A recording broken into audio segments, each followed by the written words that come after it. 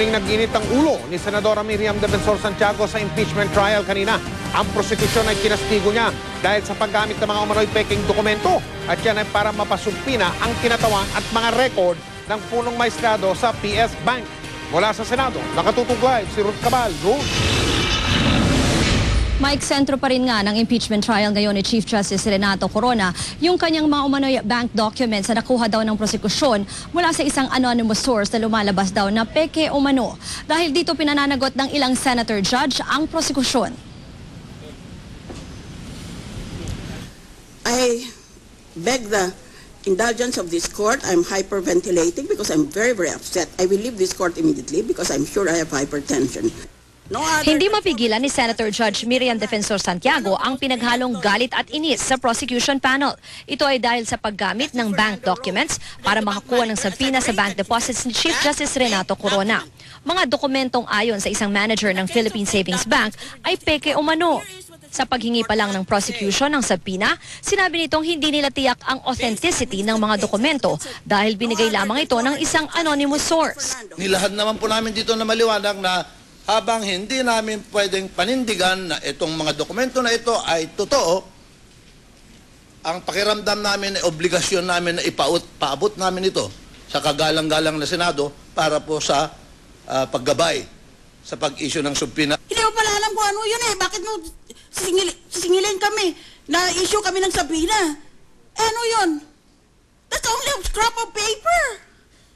Why are you doing this to the court? Why didn't you go hit your Robux? So kung ano mga pinagsasabi nyo Ha? Say again? One, I heard someone who I cannot identify say something. Number two, I read it in the media. Now, it is my duty to bring it to the attention of the court. Duty my foot. It is not your duty. It is your liability. That is disgrace to the judicial system.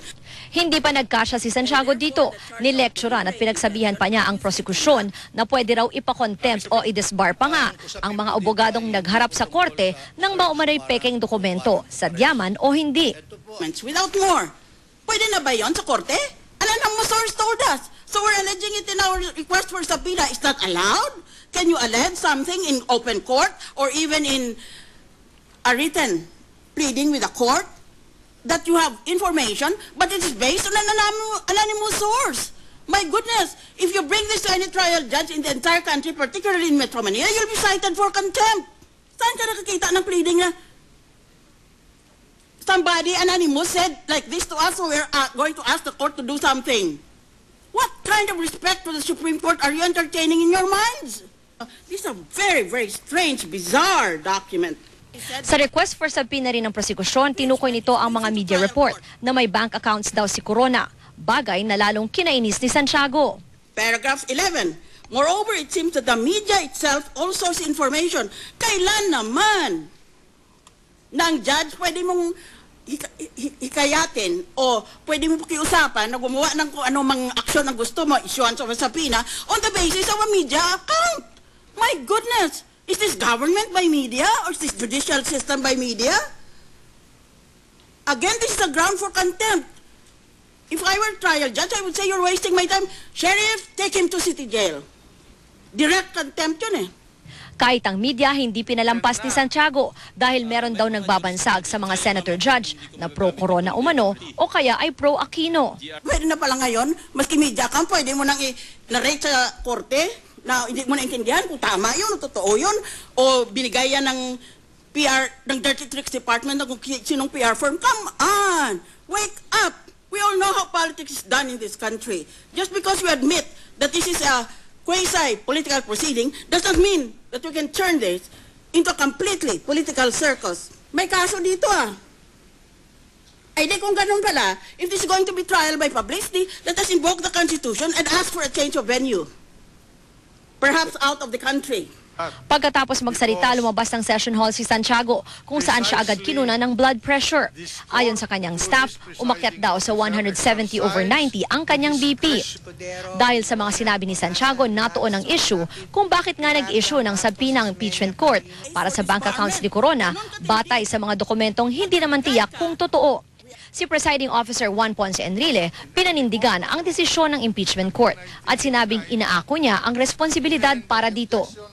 This presiding officer assumes full responsibility for issuing that subpoena and is ready to defend his position whether or not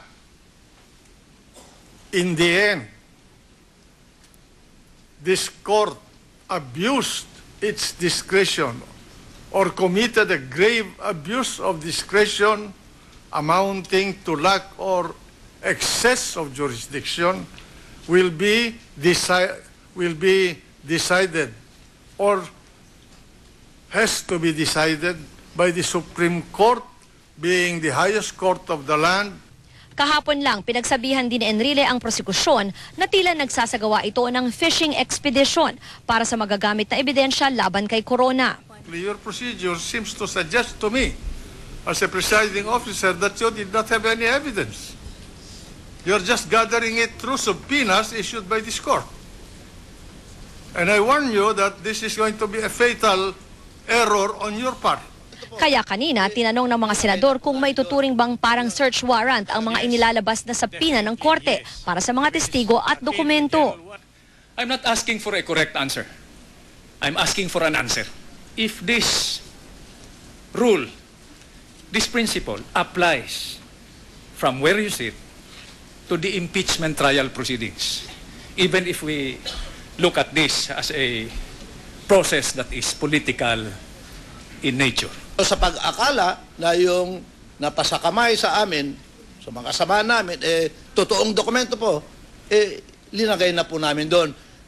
Kung kami po ay may alam na ito ay hindi totoong dokumento, talagang hindi naman po namin isasama doon dahil kami po ang mananagot doon. The matter of subpoena, Your Honor, so must comply with the rules on search warrant, Your Honor. Must be specific, it must be determinative, and it must refer to a particular account. If there is a violation of this right, Your Honor, it says, any evidence obtained in violation of this or preceding section shall be inadmissible. Ang pumapasok na batas doon, yung fruit of the poisonous tree, o sinasabing lahat ng makuha mo doon, hindi pwedeng gamitin. Hindi pwedeng tanggapin ng korte kahit 1 tonelada ng shabu ang nasa harap natin ngayon at aminado na sa kanya galing. Pero kung masasabing illegal ang search, hindi pwedeng gamitin yung ebidensya na yon. Pinasumite ng kanilang posisyon ang prosekusyon at defense tungkol dito. Mike, kung inyong matatandaan, simula sa pulay controversial na yung issue na yan na pagpapasabina sa mga bank officials, pinagbotohan yan sa isang caucus at nanalo yung mayorya ng mga senador para nga paboran yung pagpapasabina sa bank officials mula sa PS Bank at BPI. Pasado las 4, Mike, ay natapos na itong impeachment hearing ngayong araw. Pinagbigyan yung motion ng depensa na dahil naman daw Valentine's Day at birthday din ni Presiding Officer Juan Ponce Enrile ay matapos na sila maaga para daw makapag-spend sila ng time sa kanilang mga pamilya. Mike. Maraming salamat, Ruth Cabal.